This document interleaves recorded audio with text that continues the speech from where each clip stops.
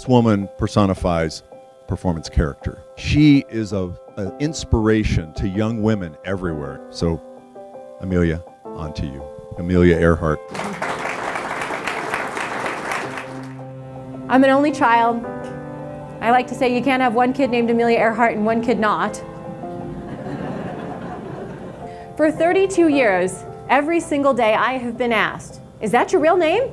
My dad's last name is Earhart, spelled the same way. My father and my mother decided when they got married, my mom said, we've got a great opportunity here. What if we named her after one of the most influential and passionate women in all of history? Let's see if this little girl right here could possibly eventually turn into this little girl right here. It has been an obligation, it has at times been a burden, but most of the time, it's been the greatest gift that they could have ever given me. Amelia Earhart obviously played a very big role in my life in terms of figuring out my identity. Who would I decide to be after being named Amelia Earhart? Through the years, the biggest passion started to develop, I would say, at about age 21. And that's when I started my very first flight training lessons. And when I got out to the airplane the very first time, there was absolutely nothing about that situation that should have led me to falling in love with flight. But I tell you what, the second that I got off the ground and I experienced flight for the very first time, I knew that that's what I was meant to do. So while my career led me into television and radio and eventually professional speaking, flying airplanes is when I feel the most natural. It's when I feel the most myself and when I'm definitely the most happy. You could see my heart was just poured into aviation in every single possible way that I could make it become, because of course, why would I not? Look how much fun I'm having. That's a really ugly picture. Girls don't show ugly pictures unless they're having a lot of fun. I started to question to myself, what if I could do the biggest trip of my life? What if I could go out there and fly all the way around the world? Amelia Earhart said, the most difficult thing is the decision to act. The rest is merely tenacity. The fears are paper tigers. You can do anything that you decide to do. You can act to change and control your life, and the procedure, the process, is its own reward. And for the first 30 years of my life, I believed that I was related to Amelia Earhart. Imagine going for 30 years, thinking one thing, and learning on national television, on the Today Show, that one thing was wrong. Talk about character building. We're sitting there on the couch on live television, and they said, so Amelia, how are you related to Amelia Earhart? And I said, well, we share a distant common ancestry traced back to the 1700s. Amelia, I am so sorry. You share absolutely no connection to the original Amelia Earhart. When you go 30 years of your life believing one thing that your parents have told you, basing your identity, basing flight lessons and training and a huge amount of research and funding to go into this thing that you have been so strongly tied to because you were named after someone, it's crushing. I had a very serious choice to make because I had raised close to $2 million to make a flight around the world happen. Oh, Amelia doesn't deserve to do this flight around the world because she's not related. I even had people write to me and tell me that they hoped that my airplane failed over the ocean and that I had the same fate as the original Amelia.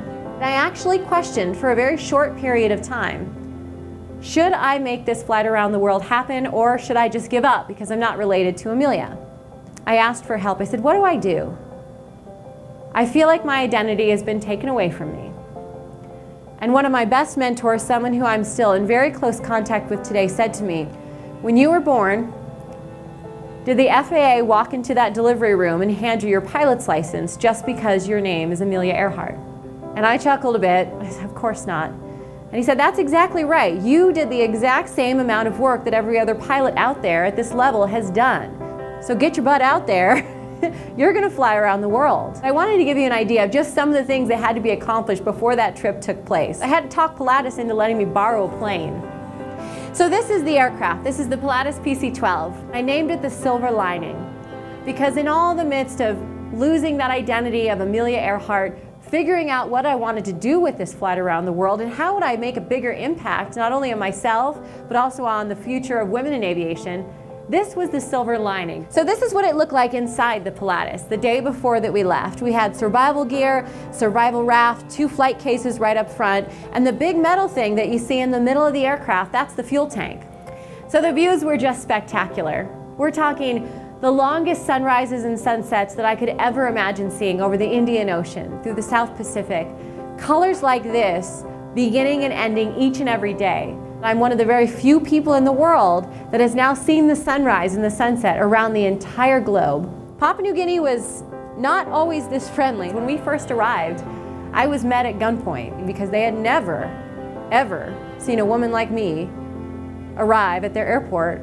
They couldn't fathom the fact that my name was on that paperwork as the captain of this ship. In the end, what I learned in that situation in Papua New Guinea, and you can see it in this picture, is that really kindness is the universal language. This is Howland Island, and this is where Amelia intended to land after she departed Papua New Guinea. This is where Amelia was trying to get to before she disappeared. Now, flying over Howland Island, I had a very special surprise plan.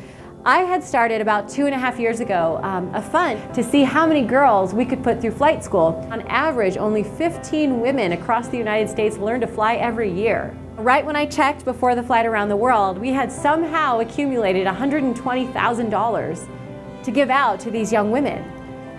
And I tweeted out the names of the scholarship recipients over Howland Island in honor of Amelia Mary Earhart, the girls who would then go on to learn how to fly. Tears were flowing. I'm wondering what my parents are thinking. The girls are responding. I'm giving out money. I'm flying over the South Pacific, so I've got to focus on that. And boy, it all came together when I returned back to Oakland safely after flying 28,000 miles. Mom got the very first hug, as she should, and I thanked her for this name. You know, people oftentimes ask me, did you have an obligation to complete a flight around the world? Well, you bet I did, because I owed it to one of the most incredible women in history, but also to Mom and Dad. And as soon as I got the Mom and Dad hugs done, the media just rushed in, and I said, hang on, there's one other person I've got to talk to. This gentleman here is Captain Tinarello. I was out at the Oakland airport when I departed on the flight. Well, 18 days goes by, 28,000 miles around the world, 108.6 flight hours, and Captain Tinarello is standing there next to my parents, and he leans in really closely and he says, Amelia, there's something I didn't tell you. That in 1937, I was 6 years old, and I stood right here in this exact spot, and I watched the first Amelia Earhart depart on her flight around the world. I have waited 77 years to find out what happened to her, and you just brought her back to me. That right there is why that second flight around the world had to happen. I said, you know what, I've always been some version of Amelia Earhart, and now I am my version of Amelia Rose Earhart, because I picked up where she left off and I brought her spirit home, but now it's time to carry it forward. Isn't it beautiful the way history repeats itself? You know, there may not be a bloodline connection between Amelia and I, and for a long time I thought that that was the most important part of who I am and who I would eventually become. But what I realize now, after flying around the globe and recreating her flight, is that I share something so much deeper than a bloodline connection with Amelia. After you fly around the world becomes a much, much, much smaller place. But it is so much bigger in terms of its beauty and in terms of its potential for all of us here in this room. Thank you.